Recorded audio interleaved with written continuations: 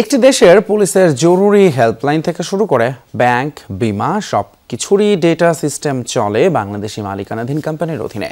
Africa দেশ ইসওয়াতিনির data সিস্টেমের সিংহভাগই প্রবাসী বাংলাদেশি সফটওয়্যার ইঞ্জিনিয়ার মুস্তাক আহমেদের প্রতিষ্ঠান ডেটা নেটের নিয়ন্ত্রণে।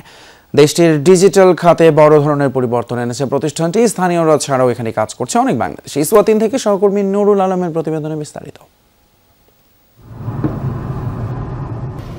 আফ্রিকার 18,000 বর্গ কিলোমিটারের দেশ ইসওয়াতিনি, যার আগের নাম সোয়াজিল্যান্ড। সবুজ পাহাড়ে ঘেরা দেশটির ডিজিটাল খাতকে বদলে দেওয়ার কারিগর এক বাংলাদেশি। ইসওয়াতিনি সরকারের ডাটা সিস্টেমের প্রায় পুরো নিয়ন্ত্রণই ডাটানেট সিস্টেমের, যার মালিক বাংলাদেশি সফটওয়্যার ইঞ্জিনিয়ার মুস্তাক আহমেদ। 2005 সালে ইউরোপীয় ইউনিয়নের একটি প্রজেক্টে কাজ করতে দেশটিতে গিয়েছিলেন Mustaq Ahmed.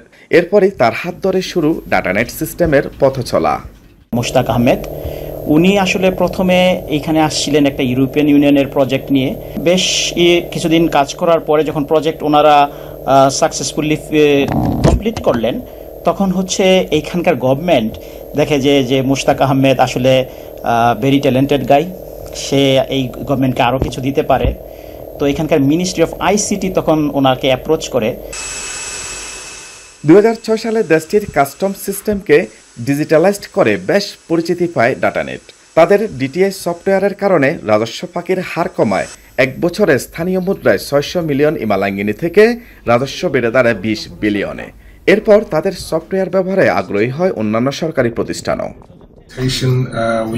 DTI data system নেওয়ার আগে আমাদের সবকিছু ম্যানুয়ালি পরিচালিত হতো।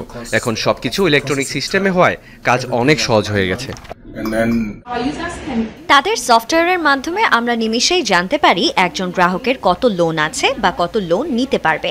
এটি আমাদের কাজ অনেক সহজ করে দিয়েছে।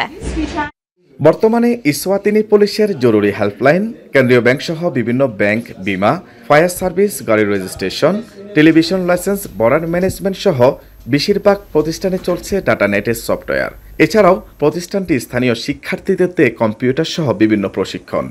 Almost 3000 people we have trend, এবং তারা অনেক জায়গায় বেশ ভালো করতেছে। সেটা আপনার টেকনোলজি ফিল্ডে বলেন, আইটি ফিল্ডে বলেন বা ম্যানেজমেন্ট ফিল্ডে বলেন, সব জায়গায়। প্রতিষ্ঠানটিতে স্থানীয়দের পাশাপাশি কাজ করেন অনেক বাংলাদেশিও।